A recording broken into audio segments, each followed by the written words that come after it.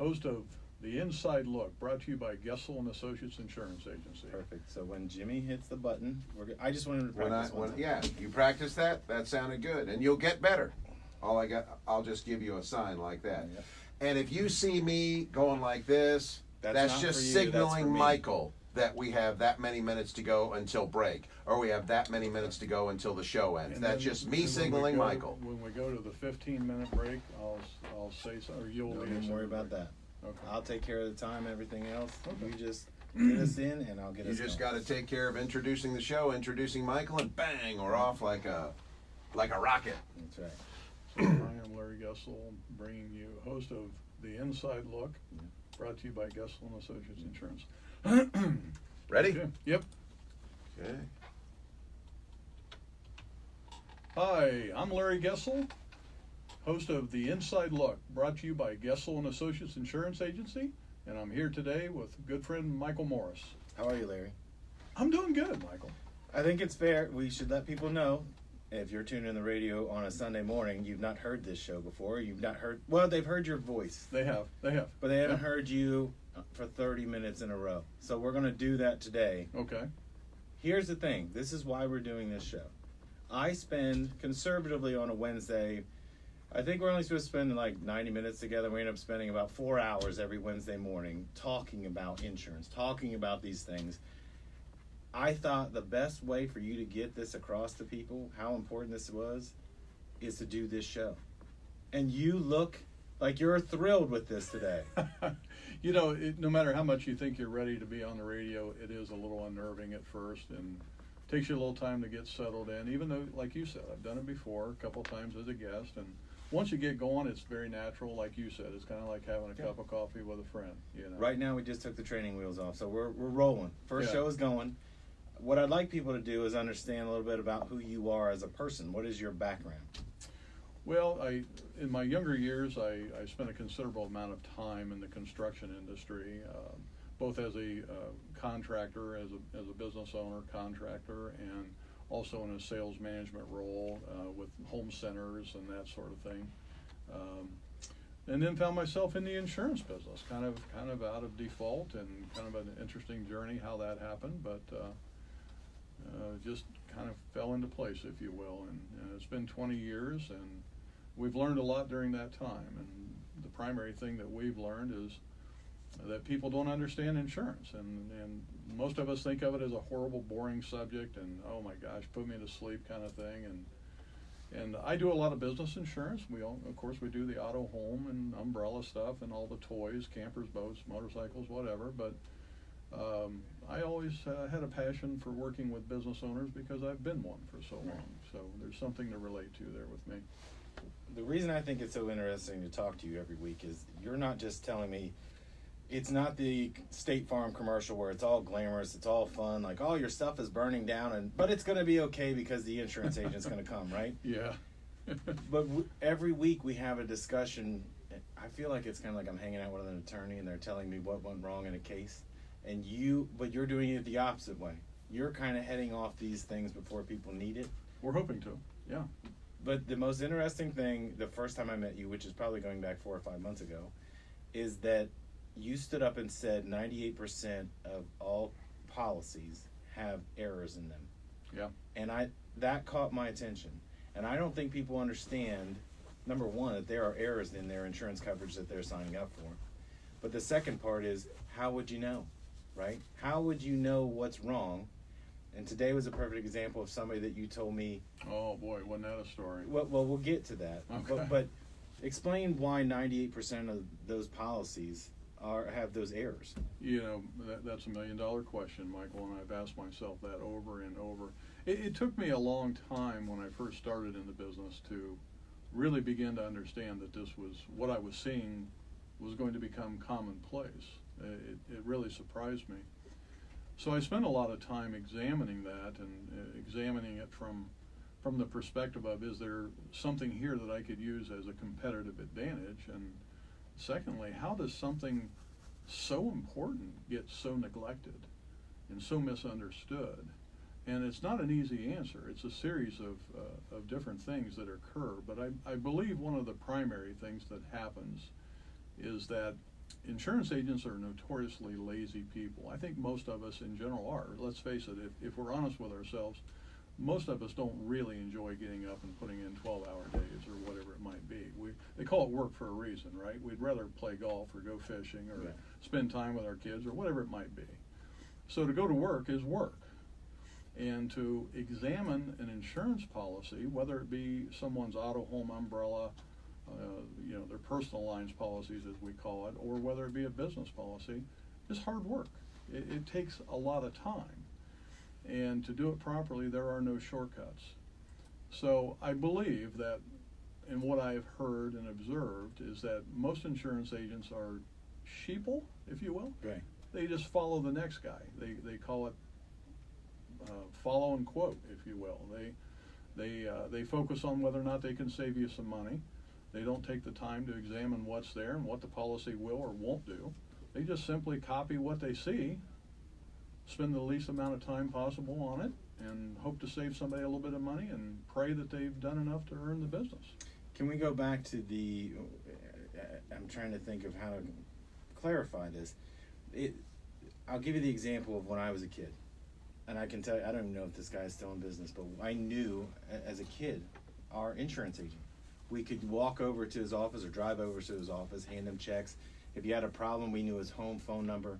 Sure. Insurance has changed because the modicum now is go to the website, get a quote online, save money, save time, all of this. Absolutely. But when it comes down to it, you've said this to me in passing.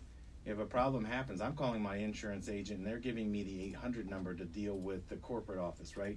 The Yeah. people aren't really boots on the ground like they used to be. Yeah, the world's changed. Everyone knows that.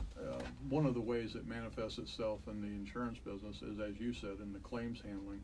Long before I got into the business, the old timers that have of old and have retired off, they handled claims. They had the checkbook, so to speak. They literally had a checkbook with check writing authority from the insurance carriers. And they were charged with that responsibility. So you call your agent up, and he knew you, you knew him, you were in the community together, your kids went to school together, whatever, you played golf together, whatever it might be. You knew each other. And he had the checkbook. He'd come out and look at it and go, oh yeah, okay, yeah, I see the damage, and have you gotten more than one? If it's over a certain dollar amount, maybe get a couple estimates from the contractor. But they cut you a check. It was very hands-on. Well, at some point in time, the insurance carriers got the bright idea that they would hire insurance adjusters to do that job. So therefore, they took compensation away from the agents and told those agents, hey, don't worry about it. You'll make up for that lost revenue by having more time to, quote unquote, sell more policies. Right. So the personal touch is long gone. Today, a typical insurance agent's response to a claim is, gee, I'm sorry that happened to you, and here's the toll-free number for you to call. And I can't tell you how disastrous that approach can be. We take a great exception to that. We personally handle claims. We feel it's important for us to have a conversation with you as to whether it makes sense to even open a claim. What is your deductible? What is your claims history? What impact might that be? What might the potential payout be on that claim? But if the decision is made, and it's always the insured's call as to whether we do or don't, all we do is act as an advisor, a trusted advisor. We will make that phone call. We want to know that the claim has been opened, that the insured, you, the policyholder, have not said anything that might harm you in the claims handling process, number one. Number two, we'd like to know, if possible, who that claims adjuster is. We want to know what that claim number is so we can give that to you and tell you when to expect a call from the adjuster. And then we want to maintain dialogue with you. And frankly, if nothing else, out of self-preservation, we've worked so hard to build a relationship with our clients. And let's face it, anytime you're looking to make a drastic change like purchasing insurance, that's not always easy to do. The old saying, change is never easy. Well, it's certainly true with insurance. It's kind of scary. You didn't know what was there to begin with. Now you really don't know unless somebody like me is going to come along and take the time. So anyways, the point is, we don't want to turn that relationship over to a stranger, somebody that we don't know, a claims adjuster whose job we know is to save the insurance company money. That can automatically put them at odds with you. you know, so. Well, their goal is not to pay out. Of course. Yeah. But that's not the way it's marketed. It's don't worry about it. If your whole house burned down, it's fine. Just call your, I don't want to say the name of a company, but yeah. call these people. It'll be fine. It's really Right. not that way, because a lot of people, we talked about this on a real estate show together. We did. That yeah. we were talking about people that you're not necessarily living in a floodplain, so you don't buy flood insurance. But when your basement fills up with water, you're calling your insurance agent. And I said this to you on the phone, I think we were talking over the weekend, and I said, what would happen if somebody had a flooding issue at their house? Could they call you on a Saturday or a Sunday, and would you take that phone call? And you said absolutely. We do, yeah. But most people think they're going to wait till the next day. So you've got another 6 to 8 to 12 hours worth of water damage going on, because you got to go to work. And then you've got to see if someone will come out and look at it. You're getting days behind rather than somebody coming out and looking at the property that you Yeah. own ahead of time. Yeah, that is true. Having accessibility to your agent is important, particularly in an emergency situation. I've had people call me. They have my cell phone number, and I have made it available to them. We as you said one day, you said, Larry, you guys actually do house calls, right? And I, well, yeah. Well, I just thought it was really strange How because. do we know what we're insuring if we don't go see it? But I want to put it this way: when you said that you want to meet with people face to face, I think everybody says that, right? Yeah. So it's hard to differentiate yourself. You actually went to somebody's house that was a policyholder that slipped and fell, not for an insurance reason, but you actually showed up at their house to make sure they were okay. That's the part that I thought was over and above. Well, maybe we're kind of dumb that way. I don't know. We do care. I think that was another thing you mentioned. We care about the people we work with. We kind of treat them like family. Hopefully better than family. But well, knowing your family, I would hope it's better than family. That Gessel bunch. Yeah, rough crowd. But yeah, we do care, and we do try to look out for each other, and we think that's one of the things lacking in this whole world today. You know, and so if more people cared, maybe they'd take the time to look at their the insurance and do a proper review and give proper advice. And when a claim occurs, maybe things would go as they were expected to go instead of being disappointed. When you're talking about building those relationships, where's that start for you? That's a great question. You know, I mean, if you want to really drill down, it goes back to values. You know, but a commitment to the client, a commitment to our business, a commitment to our reputation, a commitment to those that we work with, a commitment to my family to leave the proper, lasting legacy. There's a lot involved in that question. Well, I've seen you deal with people, even just random people on our Wednesday meetings, in Grove City, where people will come in and you will literally, you never say, what are you paying for this? What are you doing? You always will go through their policy. I just saw you do one today, and I thought it was very interesting to get to see that, because you were able to save them money, whether you handled it or not. You were just you were able to look at this stuff. It's kind of like in a situation with a radio show, like you were nervous about doing this. Sure. I'm not nervous about doing this because I know how we're going to work it out, right? Yeah, I just need us to Full start. hat for you. But that's the same way it is for you and Alex and Nate running your company. You're going to take care of people because there are very few things you probably haven't seen, right? I think that's probably true. Yeah. Yeah. That's fair to say. Some of that is shocking, but fair to say. True, but my curiosity is, where do you go when someone brings you that policy? Are you kind of like a hawk about it? Are you looking specifically for problems? Or are you just reading it and then I'm going to go back through? It looked like you could look at this stuff and identify it like right off the bat, but then I see your face kind of get that crinkled look in it, like why would somebody do this to you, right? Or does it just stick out because you've seen it so many times? Yeah, that's another great question. We're very, very methodical in how we approach that review. It literally starts with line 1 of the first page of the policy. Who is the named insured? And there's something called a first named insured and second named insured, and then you get into additional insureds, and there's all kinds of meanings and legalities associated with all that. So we do a thorough review starting with that, and what I enjoy doing is just reading the policy out loud. In other words, I'm just dictating that policy out loud to the prospect and saying, listen, this is what I see in your policy and this is what it means. We one of our guiding principles is that we will demystify the insurance speak used in these policies. In other words, these policies are full of legalese. The policies are written by the insurance carriers' attorneys to protect the insurance company's interests. So we've done this long enough that we know what that language means. Most people don't, including most insurance agents that don't take the time to really become a student of the game. So we read that policy out loud, and then we watch that person's face. Like you said, you saw my face. I'm looking for those clues from them to tell me whether or not that comes as a surprise to them to hear. And I'll say things like, this is how the policy reads, this is what it means, and this is how your policy would respond in this situation. And then I'll give them a hypothetical example of a real life claim situation and say, here's what could happen, and here's how your policy would respond. So I don't know that there's really an art form to that, just something we've done for so long. And it's fun for us. It's a mystery. Right. There are clues all through that thing. The policies are confounding in that sometimes there's a coverage on one page, and 10 pages back they take it away via an exclusion, and sometimes you'll see an endorsement, which is something that adds to the policy, and they'll give it back. So sometimes what you see here is not what you get back Right. there, and it'll come back a full circle and either reappear or disappear. It's just crazy.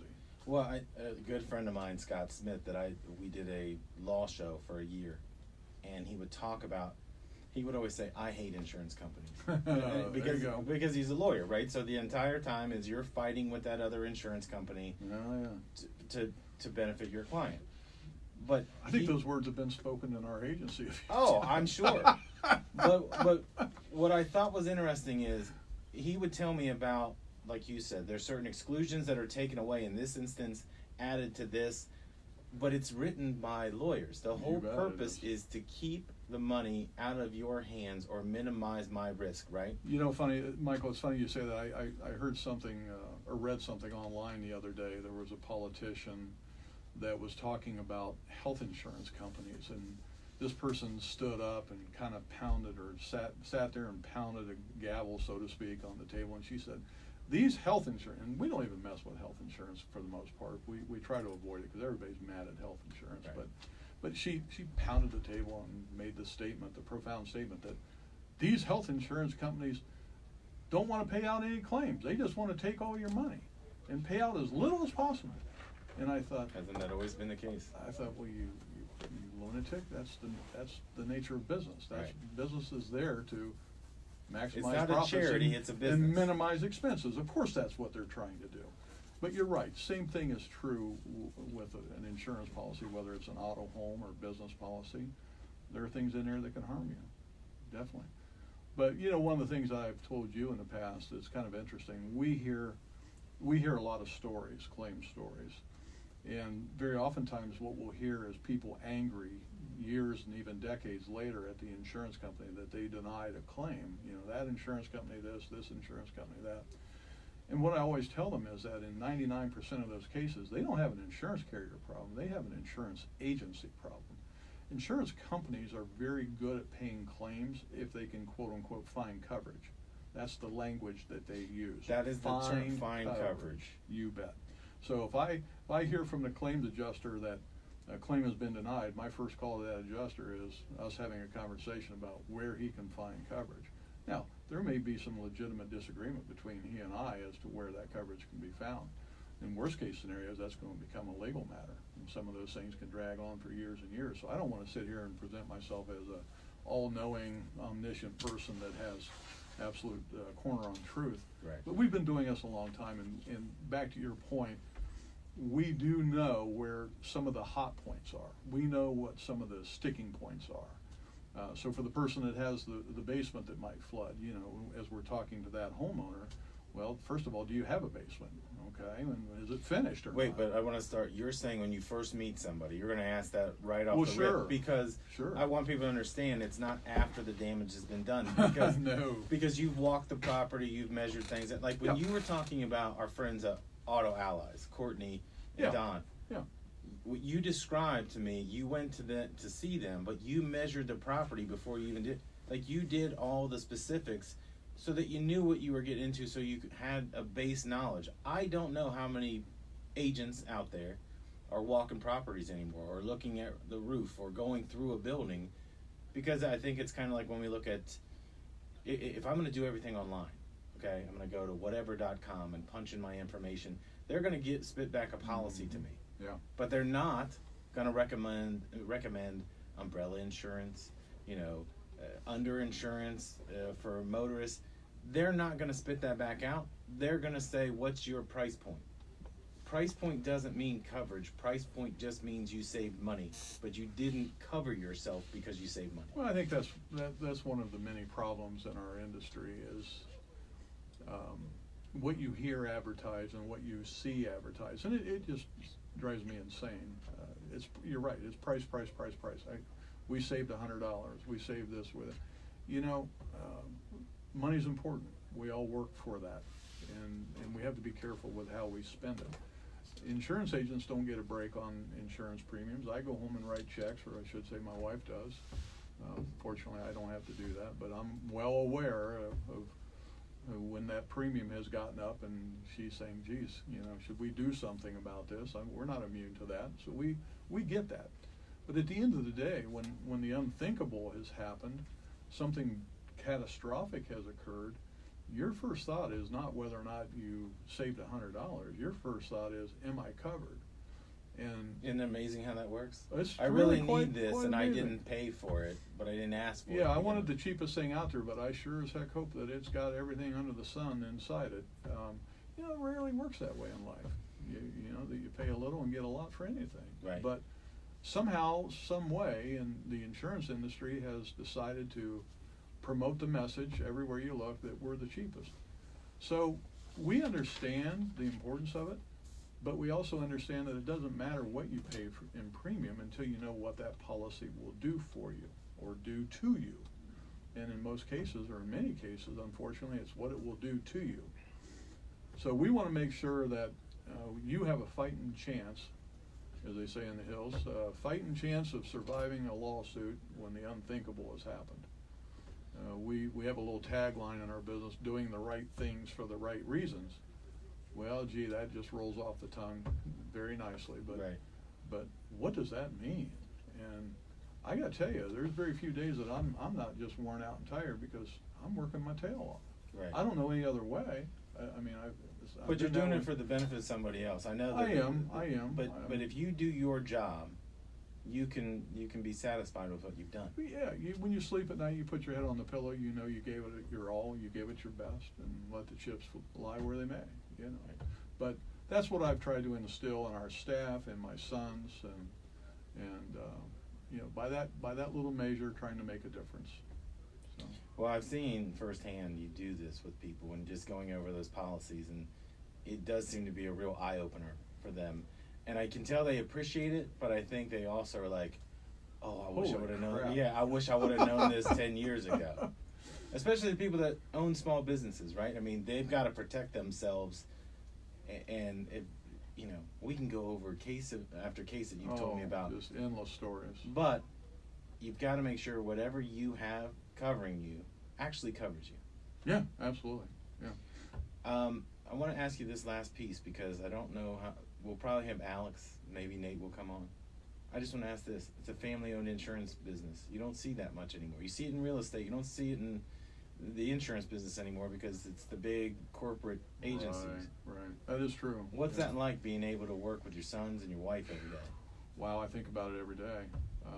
You're right. A lot of insurance agencies are third, fourth generation where someone like myself started and the kids took over, and maybe it's changed hands. Maybe some of the family's still there, maybe not.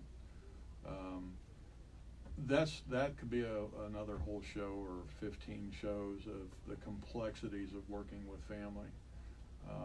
I remind myself every day as those challenges arise in working with my sons that I need to view that as a blessing, Right. and as a unique opportunity.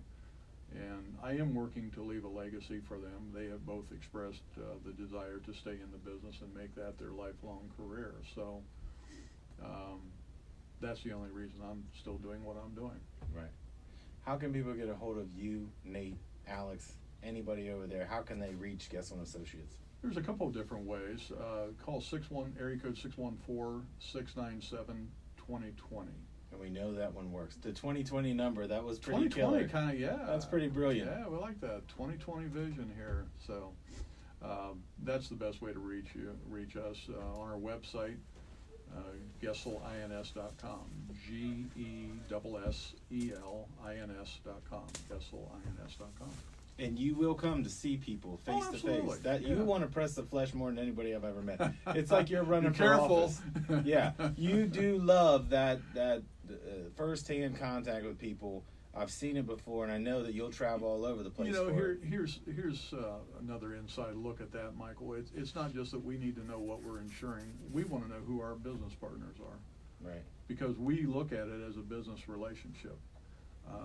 I don't want to do business with someone I don't know, and we are held to certain claims accountability as an agency by our carrier partners, that we're not going out and writing a bunch of bad business that's going to negatively impact the insurance company. So if we know someone is not taking care of their property and they're just not the kind of people that we want to be in business with, we need to know that. Right. You know, so we have to be selective. If for no other reason, our insurance carrier partners demand that of us. That's awesome. Now, we're going to be here every week, right? How do you feel after doing the first one? Are we done? We're done. No, Come you're on. looking quite shocked. I told you. You could cover 4 or 5 hours worth of shows. We can only do these in half-an-hour blocks. Okay. I thought we were coming up on the 15-minute break, but that's not the case. We're Listen, done. If I tried to Well- stop you at the 15-minute break, we wouldn't have got anything accomplished. We got show Hey. 1 in the books. I'm proud of you because you got over that stage fright. But we're going to be back next week, right? Yes, we are.